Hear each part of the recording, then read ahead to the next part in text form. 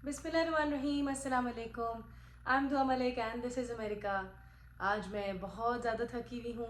हमेशा की तरह जब भी वीलॉग शुरू करती हूँ तो शायद यही कहती हूँ कि बहुत थकी हुई हूँ, और कभी कभी ये भी सोचती हूँ कि आप लोग मुझसे थक जाएंगे। मगर ज़िंदगी में हर इंसान को ह्यूमन कनेक्शन चाहिए होती है, और वो मुझे आप लोगों से मिल रही है, अपने यूट्यूब चैनल से मिल रही है।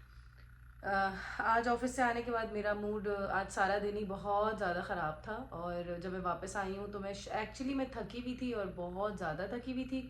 और जब मैं वापस आई हूँ तो ज़ारा और अली ने आपस में लड़ाई शुरू कर दी।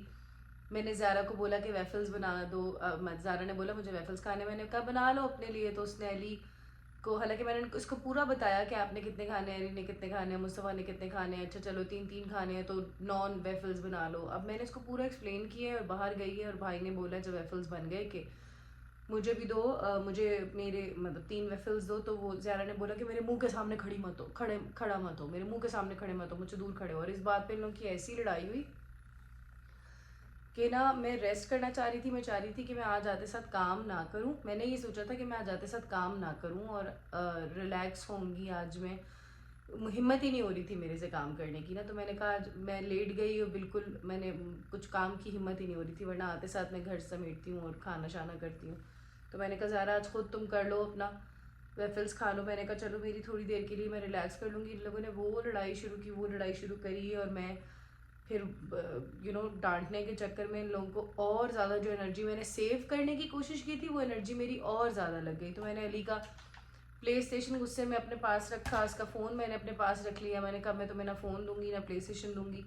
और थोड़ी तड़ियाँ वगैरह इसको मैंने लगाई, मगर थोड़ी देर के लिए ठीक होता है, थोड़ी देर बाद वैसा ही हो जाएगा। अपने गेम के चक्कर में, प्ले स्टेशन और फ़ोन के चक्कर में अपने सॉरी भी इन लोगों ने कर ली। वैसे कर लेते हैं ये लोग सॉरी, मगर आप देखें कि परदेश में ज़िंदगी कितनी मुश्किल होती है कि घर का काम भी चलो आपने करना है, कमाना आपने लाजमी है। और जाहिर है इतनी बड़ी फैमिली है, दोनों मियाँ बीवी ने कमाना है। फिर उसके बाद आपको मॉम गिल्ट जो होता है ना, मतलब एक तो आपको रेस्ट नहीं मिल रहा, ठीक है। उसके बाद हज़ार चीज़ें ऐसी हैं जो मैंने अपने फ़ोन में लिखी हुई हैं। पूरा दिन मेरे जहन में चीज़ें घूमती रहती हैं कि इससे ये बात करनी है, उसको वो कहना है, उसको वो कहना है, वो वाला काम करना है, वो वाला काम करना है। वो सारी चीज़ें फ़ोन जो है वो मेरा लिस्ट बनी हुई होती है, और वो कोई काम भी पूरा हफ्ता पूरा नहीं हो सकता। और एनीवेज तो मैंने आज सोचा कि मैं कुछ चीज़ें थी आप लोगों से, मैं सुबह से आप लोगों के कमेंट्स वगैरह पढ़ रही थी, तो मैंने कहा मैं वो कमेंट शलवार अलग पहनी हुई है, कमीज़ अलग पहनी हुई है, दुपट्टा अलग पहना हुआ है, ये तो हाल हुआ हुआ है।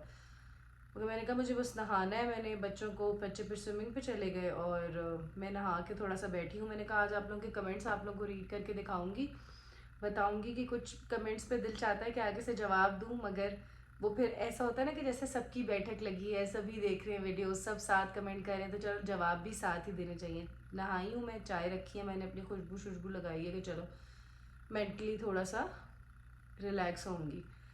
अच्छा, ये अली अब्बास साहब हैं, आप सबके मैं अब नाम लेने वाली हूँ। अली अब्बास हैं, ये पता नहीं मुझे ऐसा लगता है कि अपने शोहर की आईडी यूज़ करती हैं, बेटे बेटे की, या अपने अब्बू की कोई आईडी यूज़ करती हैं ये खातून। अगर आप मर्द हैं तो मुझे लगता है कि आपके अंदर जो है वो, हर मर्द के अंदर, हर इंसान, औरत और मर्द दोनों के अंदर मैस्कुलिन एनर्जी भी होती है और फेमिनिन भी होती है। तो इसमें कोई बुरी बात नहीं है। मुझे लगता है जैसे मेरे अंदर मैस्कुलिन एनर्जी बहुत ज़्यादा है, मतलब मेरे अंदर एक, और हर इंसान के अंदर औरत भी होता है और मर्द भी होता है, मैं ऐसा बिलीव करती हूँ। तो कुछ औरतें जो होती हैं वो उनके अंदर नस्वानियत कम होती है और मर्दानगी ज़्यादा होती है। तो मुझे लगता है कि मेरे अंदर कोई नस्वानियत इतनी ज़्यादा नहीं है। और सुहेल तो मुझे मतलब शादी के बाद भी बहुत अरसे तक बोलते थे कि तुम्हारे अंदर बिल्कुल नस्वानियत नहीं है, थोड़ी नस्वानियत लेकर आओ अपने अंदर, मर्द लगती हो तुम। एनीवे सो ये अली अब्बास साहब हैं, ये बहुत सारे कमेंट्स करते हैं और इतने मज़े मज़े के करते हैं कि बस। और ये इनकी मुझे ये बात अच्छी लगती है कि ये बहुत अच्छे कमेंट्स भी करते हैं, और जब कोई बात बुरी लगती है तो इतने बुरा कोई कमेंट कर देते हैं कि दिल भी टूट जाता है। तो मगर मुझे ऐसे लोग अच्छे लगते हैं, मुझे वो लोग नहीं पसंद जो बस अच्छी बात करेंगे तो अच्छी ही करे चले जाएंगे। अगर आपके जहन सोच में कोई बुरी बात भी आती है तो ज़रूर मुझे बताएं, तो मुझे वो चीज़ ज़्यादा अच्छी लगती है, ठीक है। अच्छा, अली अब्बास, फिर मुझे कुछ ये रूबिया ने कहा कि विप्ड क्रीम जो मैंने डाली थी पिछले दिनों उसमें वेफल्स में, ये बता रही थी कि इसको रेफ्रिजरेटेड आपने रखना था, पहले ठंडा करना था, वरना विप क्रीम नहीं निकलती। और ये बात मुझे अच्छा हुआ मैंने लर्न की। बहुत सारी चीज़ें इस तरह मैंने यूट्यूब से अपनी वीडियोस के नीचे कमेंट्स में आप लोग बताते रहते हैं, सिखाते रहते हैं कि ये काम ऐसे कर लो वैसे कर लो, तो वो मैं सीखती रहती हूँ। अच्छा, ये फ़ायज़ा अदनान है। जब मैंने वीडियो लगाई थी कि मैं किसी रिश्ते की वजह से बहुत डिप्रेस्ड हुई हुई थी, तो इन्होंने मुझसे बहुत सारे मैसेज किए थे कि मैं भी बहुत ज़्यादा इसी सिचुएशन में हूँ, तो मुझे कोई हल बताएं। तो अगर मुझे हल पता होता तो मैं अपना ना निकाल लेती, पहली बात तो ये। दूसरी बात ये कि जो अक्सर लोग ऐसे मुझे इंटरनेट पे मिलते हैं ना, इंस्टाग्राम पे या यूट्यूब पे, या जो मुझे नीचे अपने पूरा वो बताते हैं, अपनी तकलीफ़ें बताते हैं, अपनी प्रॉब्लम्स बताते हैं। पता नहीं मैं ज़ोर ज़ोर से बोल रही हूँ या नहीं, मेरी आवाज़ नहीं निकल रही, बस इतनी ही निकल सकती है, टीवी की आवाज़ ज़्यादा कर लें। तो मैं उनको फिर उनका नाम वगैरह, कहाँ रहती हैं, क्या एज है, ये सारी चीज़ें पूछ के, फिर मेरे जो अपने स्पिरिचुअल टीचर हैं जिनका मैं हमेशा नाम लेती हूँ, आपने मेरे किचन में भी उनकी तस्वीर लगी हुई देखी होगी, मुझे लगता है उनका नाम है सैयद शाहिद हुसैन काज़मी, वो मानसेरा में होते हैं। और मैं हमेशा से बताती हूँ कि मुझे लगता है कि मैं पैदा उनसे मिलने के बाद हुई, पैदा उनसे मिलने के बाद हुई। मतलब मेरी मैं बहुत ज़्यादा, वो तो देखें, जो मेरी गलतियाँ हैं, जो मेरे अंदर बुराइयाँ हैं, वो तो मैं हूँ ना, वो तो मेरी गलती है ना, वो तो मेरी नफ्स है, वो तो मैं हूँ। मगर मुझे लगता है जो मेरी अच्छाइयाँ हैं, वो मेरी ट्रेनिंग उन्होंने की है। और ज़ाहिर है माँ बाप का तो, वो तो खून में जो चीज़ आती है माँ बाप से, वो तो है ही है ना, माँ बाप तो सबसे पहले पीर होते हैं आपके। मगर उसके बाद जब आपकी शादी हो जाती है, आप बड़े हो जाते हैं, आप घर से दूर हो जाते हैं अपने, तो फिर उसके बाद मुझे लगता है कि डॉक्टर साहब से मेरी बहुत ट्रेनिंग हुई। और मैं ये बताना चाहती हूँ कि हाँ, मैं ये बता रही थी एक्चुअली कि जो लोग मुझे प्रॉब्लम्स वगैरह, तकलीफ़ें वगैरह अपनी बताते हैं इंटरनेट पे, तो फिर मैं उनका नाम शाम पता करके मैं वो डॉक्टर साहब को कहती हूँ। उनका वो ये जो मेरे टीचर हैं वो डॉक्टर है एक्चुअली, है मेरे स्पिरिचुअल टीचर मगर डॉक्टर हैं। तो उनसे फिर मैं उनके लिए तस्बीहां वगैरह पूछती हूँ कि ये इस सिचुएशन में इस ये प्रॉब्लम है, तो उनके लिए कोई तस्बीहां बता दें। फिर वो लोग तस्बीहां पढ़ते हैं और वाकई बहुत ज़िंदगी में उनको फ़ायदा भी होता है। अच्छा, फिर एक मैसेज आया, more power to you, I stumbled, ये मनाहिल है। मनाहिल कहती हैं कि more power to you, I stumbled upon your YouTube channel very randomly, तुम कैसे घर मैनेज करती हो, ये वो। अच्छा, उसके बाद one tip very fast forward. अच्छा, ये रूबिया कह रही हैं कि जब आप फास्ट फॉरवर्ड करती हैं तो आपकी पीछे से वो करके आवाज़ें आना शुरू हो जाती हैं फास्ट फॉरवर्ड पे, तो वो आवाज़ें ना वो आवाज़ म्यूट कर दिया करें, पीछे से कोई गाना शाना चला दिया करें। तो जिस हाल में वीलॉग एडिट करती हूँ ना रात को नींद में, आप लोग शुक्र करेंगे मैं वो वीलॉग एडिट कर देती हूँ। कल मैंने देखा कि मैंने खुदा हाफिज़ पहले लगा दिया है और उसके बाद और भी शॉर्ट्स लगा दिए हैं। 2 दफ़ा मेरा ख्याल है खुदा हाफिज़ का शॉर्ट्स लगाए हैं, और खुदा हाफिज़ किया भी है वीलॉग में 2 दफ़ा। तो वीलॉग में बड़ी मुश्किल से एडिट करती हूँ भाई। अच्छा, फिर फिर ये आई लव H&M जो हैं, ये मेरी पुप्पो हैं, और ये इतनी प्यारी उर्दू में इतनी प्यारी उर्दू में ये कमेंट्स करती हैं कि बस। H&M कौन है? हिरा तो इनकी बेटी है, और M मुझे नहीं समझ आता कौन है। मैं बड़ा सोचती हूँ कि M कौन है, हो सकता है कोई और बेटी हो और मुझे ना पता हो। नहीं, ज़ारा, हिरा और कौन है? M से तो कोई नहीं आता। अच्छा, अल्लाह, पता चला मेरी कोई कज़न हुई M से और मुझे नाम ही याद ना हुआ। पागल सी तो मैं हूँ, मुझसे आप एक्सपेक्ट भी कर सकते हैं कोई भी ऐसी उल्टी सीधी बात। एनीवेज, फिर बहुत सारे लोगों ने दुआएं भी दी हुई हैं। एक कमेंट आया था कि दुआ आई मीन, ये जो मुझे मैसेज किया था ना, महराज ने मुझे मैसेज किया कि मैं शब महराज वाले दिन पैदा हुई थी, और मेरी उम्र जो है वो आप जैसे कि बता रही हैं कि आप 32 साल की हैं और आपकी उम्र 40, आपके जहन 40 साल वाला है। तो मैं भी बिल्कुल ऐसी हूँ और मैं बहुत सारी चीज़ों से रिलेट कर सकती हूँ। तो महराज, मैंने आपका मैसेज सुना, पढ़ा, मुझे बड़ा अच्छा लगा। अच्छा, एक मुझे मैसेज किसी ने किया हुआ था कि बहुत लंबा सा मैसेज किसी ने किया हुआ था, बहुत लंबा सा मैसेज किया हुआ था। आप देखें, मैं उस वक्त मैसेज पढ़ती रहती हूँ और मैं सोचती हूँ कि मैं फिर वीडियो बनाऊँगी तो फिर मैं ये भी मैसेज पढ़ूँगी, मैं वो भी मैसेज पढ़ूँगी, और जब पढ़ने का वक्त आ रहा है तो फिर हाँ, अली अब्बास कहते हैं या कहती हैं कि आप मेरे लिए दुआ करें, मुझे आप बहुत स्पिरिचुअल लगती हैं, अल्लाह मुझे औलाद दे। अल्लाह ताला आपको औलाद नरीना अता करे, मुकम्मल सेहतमंद औलाद अता करे। और हाँ बिल्कुल बिल्कुल, मुकम्मल सेहतमंद बचपन के सदक़े में आपको अल्लाह ताला औलाद अता करे, आमीन सुम्मा आमीन। अच्छा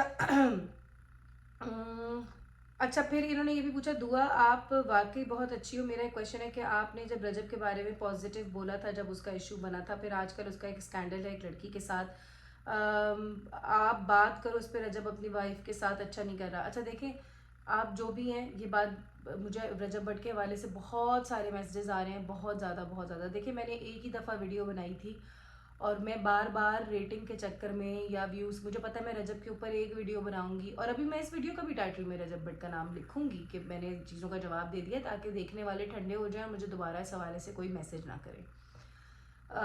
मैंने एक दफ़ा रजब भट्ट के हक़ में वीडियो बनाई थी, बिल्कुल बनाई थी, और ये वो वक्त था जब मैंने उस वीडियो में मैंने क्लियरली ये बोला था कि मैंने पहली दफ़ा उसी वक्त उस लड़के को देखना शुरू किया था, सारी वीडियोस उसकी उसी वक्त देखना शुरू की थी, और उसके हक़ में मैंने ये वीडियो बनाई थी। अभी तक मैं उन बातों पे मतलब स्टैंड करती हूँ कि कोई, मैं कहती हूँ, कोई जानी, शराबी, कबाबी, जुआरी, कुछ भी हो ना, कुछ भी हो, जान लेने का हक किसी का नहीं है। और इतने धड़ल्ले से सरेआम जैसे उसको धमकियां मिल रही थी कि जान से मार देंगे, जान से मार देंगे, उस चीज़ के मैं सख्त खिलाफ थी।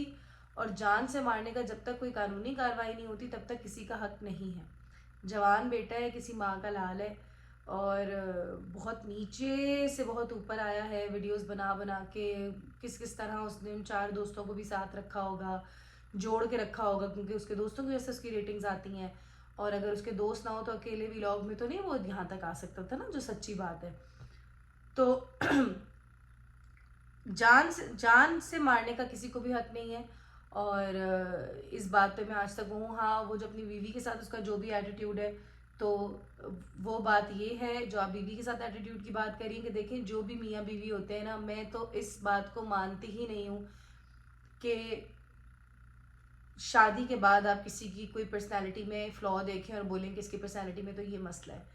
वो पूरी दुनिया उसको जानती थी पहले से, रजब भट्ट को, उसके व्लॉग सब ने देखे हुए थे, जाहिर है बीवी ने भी देखे होंगे, बीवी की माँ ने भी देखे होंगे। शादी करने से पहले आपको उस चीज़ का आइडिया था, राइट?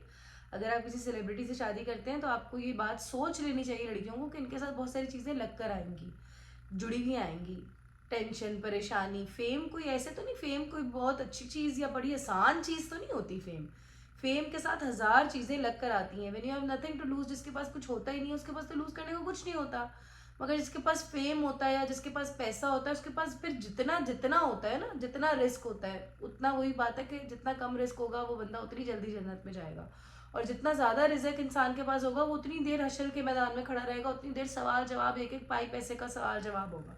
किसके साथ कितना लिया, कितना दिया, किसका कितना हक मारा, कितना बांटा, कितनी चैरिटी की, राइट? तो बिल्कुल दुनिया में भी हमारा वही हिसाब है कि जिसके पास जितनी फेम होगी, जितनी शोहरत होगी, जितना, क्योंकि शोहरत भी रिस्क है, जितना पैसा होगा उसके साथ उतनी चीज़ें लग कर आएंगी। और उसकी कोई शख्सियत कोई छुपी भी तो नहीं थी, सारा कुछ इंटरनेट पे सामने था। तो अगर उसकी बीवी ने उससे शादी की, और दूसरी बात, ये पंजाब का एक कल्चर है, मैं खुद पंजाबी हूँ, और मैं बिल्कुल ये बात मैं पंजाबी हूँ ना, तो मैं, आप समझें कि अपने बारे में बात कर रही हूँ इस वक्त। ये इस बीवी से इस तरह बात करना, या पंजाबी लड़कियां भी शौहरों से ऐसी बात करती हैं। मैंने पहले भी बताया था कि जब मेरी शादी हुई थी, मेरी शादी जो है वो सुहेल, हालांकि चिन्योट से उसके उनके वालिद साहब हैं, मगर ज़्यादातर वो लोगों के अब्बू का इंतकाल हो गया था, तो वालदा के साथ अपने, पहले वालदा उन लोगों की जो थी वो इंडिया की थी, तो जिसको हम मुहाजिर कहते हैं, हिंदुस्तानी कहते हैं। तो पंजाबियों के स्टाइल में, रख रखाव में, तरीक़ों में, और मुहाजिरों के तरीक़ों में ज़मीन आसमान का फ़र्क होता है, ज़मीन आसमान का, ठीक है? तो अब मैं पंजाबी एक वाइफ थी, मैंने अपने अम्मी अब्बू को ज़िंदगी भर बहुत फ्रेंडली देखा, मैंने अपने अम्मी अब्बू को टॉम एंड जेरी की तरह लड़ते हुए देखा, ठीक है? तो मेरे लिए जहन में वो बात नॉर्मल थी, क्योंकि हम एक पंजाबी फैमिली से, हम धड़ाम से कुछ भी बोल देंगे, बड़प करके मुंह से उल्टी हो जाएगी किसी भी चीज़ की। तो जब मेरी शादी सुहेल से हुई तो मुझे पता चला कि बात तो बहुत सोच के करते हैं, बहुत ठहर के करते हैं, कहीं कुछ बोलना होता है, कहीं कुछ नहीं बोलना होता। तो पंजाबी कल्चर ऐसा ही है। जैसे आप देखें, सच्ची बात है, गालियाँ कौन से कल्चर में सबसे ज़्यादा दी जाती हैं? सबसे ज़्यादा मैंने जो देखा है वो पंजाबियों में गालियाँ दी जाती हैं, ठीक है। तो होते हैं ये लोगों के ऐसे बात करने का तरीका होता है, और उसकी बीवी को पहले से पता होना चाहिए था कि उसकी ये पर्सनालिटी है, और क्योंकि सबके सामने थी।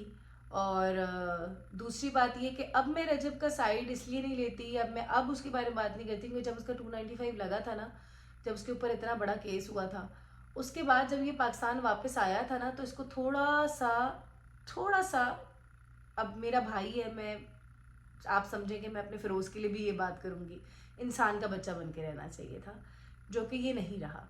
तो और अभी तक मैं रजब से बहुत मोहब्बत करती हूँ, और मैं बिल्कुल अपने भाइयों की तरह कह रही हूँ कि इसको थोड़ा हौली हाथ रखना चाहिए था। इसका ना खून थोड़ा ठंडा नहीं हो रहा, बहुत गर्म खून है, बहुत जोश वाला खून है, बड़ा नहीं हो, ये जहनी तौर पे बड़ा नहीं हो रहा वो, बस वो। और उसके अंदर ये मैंने बहुत सारी वीडियोस देखी कि थोड़ा सा ना ये हिल गया है अब, और वो हिला है एग्रेशन की वजह से। जब आप बहुत ह्यूमिलिएट होते हैं सोसाइटी में, जब आपको बहुत बुरा कहा जाता है, जब आपके ऊपर बहुत इल्ज़ाम लगते हैं, तो फिर ना आप तपन के मारे ना फिर गलत काम करते हैं। तपन के मारे आप जिद हो जाते, जब उसको दुनिया ने जिद कर दिया ना, तो अब वो तब के ना उल्टे उल्टे काम कर रहा है, जो कि इसको बिल्कुल नहीं करना चाहिए। मगर ठीक है, मैं समझती हूँ कि औरत जल्दी मैच्योर होती है और मर्द बहुत लेट। मर्द तो साला 45 से पहले नहीं होता मैच्योर, 40 में जाके मर्द, मुझे लगता है कि 40 साल की उम्र में मैच्योर होता है। और मुझे लगता है वैसे हर इंसान ही 40 साल में मैच्योर होता है, क्योंकि आप देखें कि जो, वैसे मैं जनरल बात कर रही हूँ कि आका के ऊपर जो नबूवत का ऐलान हुआ था, नबी तो वो पैदाइशी थे, दुनिया कायनात बनने से पहले थे, वो मेरा ख्याल है कि 40 इयर्स के बाद हुआ था। और अल्लाह ताला का भी बेशी गलती मेरी माफ़ करे, मुझे कोई इतना इल्म नहीं है। और ये साइंस की रिसर्च भी है कि जो इंसान के दिमाग के दो हिस्से होते हैं ना, इसमें रगें होती हैं, नसें होती हैं, तो जब ये बढ़ती बढ़ती बढ़ती बढ़ती बढ़ती पूरी ज़िंदगी 40 साल में दोनों साइड की नसें मिल जाती है एक दूसरे से, तो इंसान मुकम्मल होता है। तो 40 साल से पहले कोई नहीं होता मैच्योर, और अब ये खुद गलतियाँ कर रहा है। फिर उसके बाद लाहौर में ये जो बदमाशी वाला कल्चर है, उन लोगों के बारे में तो मैं बात भी नहीं करना चाहती। मैं बस इतना कहूँगी कि इनमें से कोई एक भी मैट्रिक पास नहीं होगा, और जाहिलों वाली कसम से बदमाशियाँ, मतलब अपने आप को ग्रूम करें, अपने आप को छोड़ दें, उसको जीने दें। वो अपना सर फाड़ता है, सर दीवार में मारता है, अपने आप को मारता है, कुछ भी करता है, भाई जीने दें, जीने दें सबको।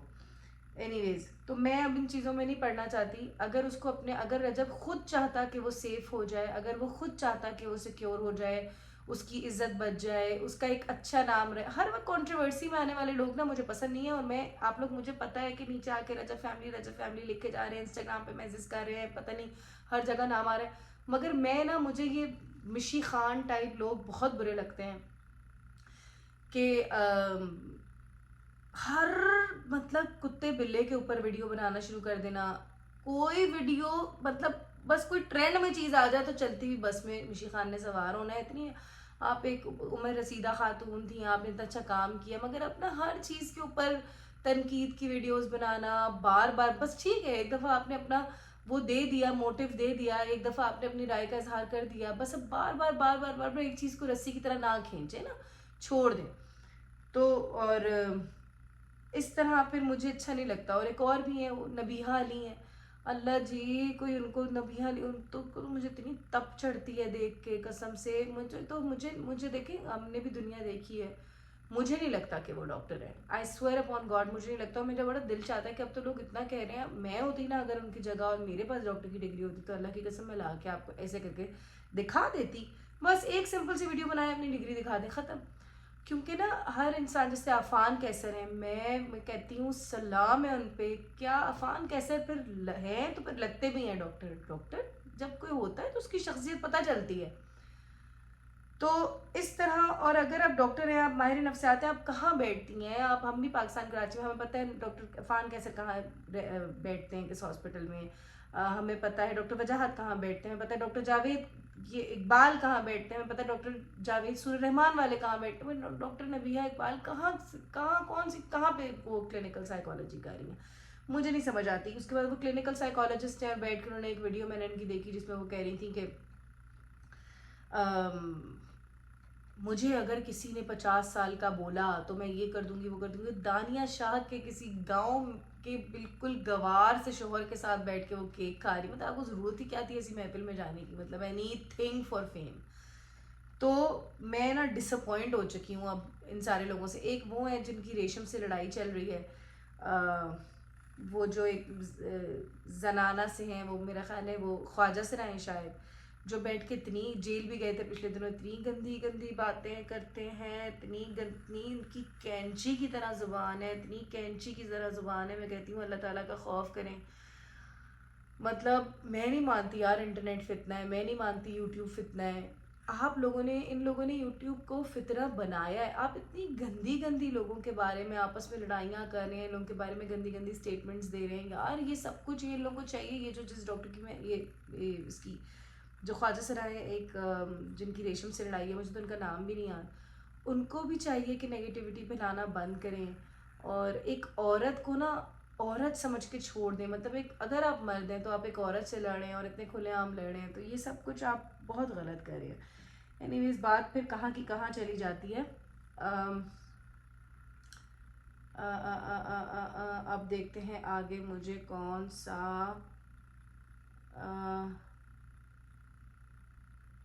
वो करना। अच्छा ये मैंने एक कमेंट पे पढ़ लिया, अब ये वाला पढ़ते हैं वीडियो। ये वाला वीडियो पे कमेंट्स पढ़ते हैं, न्यूज़ से आते हैं।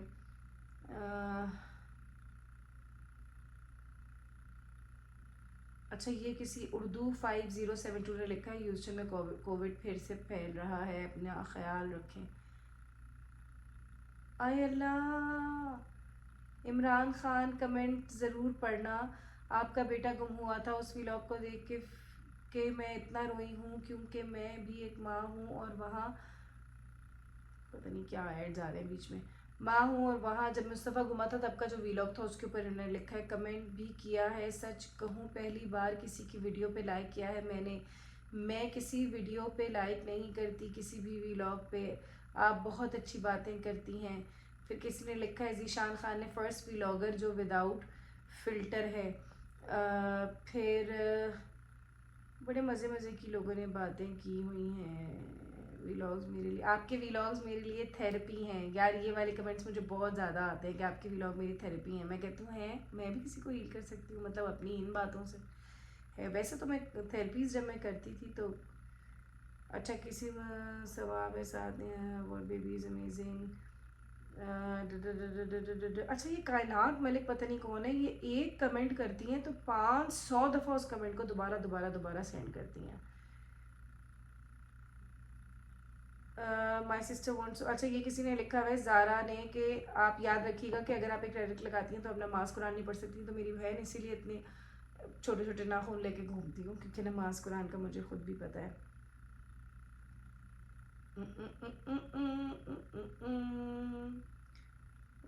ला ला ला ला ला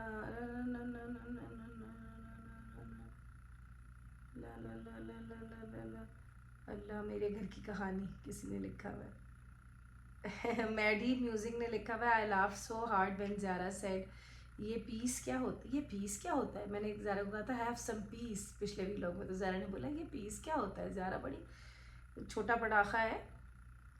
अच्छा हाँ, ज़ारा के बारे में मुझे ये बात करनी थी। अच्छा ये कमेंट्स मैंने पढ़ लिए ना, उस वक्त मैं बैठ के पढ़ रही होती हूँ तो मुझे इतने मज़े के लग रहे होते हैं, अब मैं पढ़ी हूँ तो मुझे मिल ही नहीं रहे। ज़ारा के बारे में मैंने ये बात करनी थी कि जब मैं, मेरे बच्चे छोटे छोटे थे ना, तो मैं पहले तो उनका ख्याल रखती थी कि हाय अल्लाह गर्दन ना यूँ हो जाए, गर्दन ना टूट जाए। बच्चों की गर्दन संभालते हैं ना, जब गर्दन संभालने का वक्त था, उसके बाद इन्होंने करवट लेना सीख ली तो फिर डर लगा रहा कि बेड से नीचे गिर जाएंगे। फिर उसके बाद जब इन्होंने क्रॉल करना शुरू किया तो डर लगा कि भाई अब ये किसी चीज़ में हाथ डाल देंगे, कुछ तोड़ फोड़ देंगे, टूट जाएगा, कुछ इनको लग जाएगी।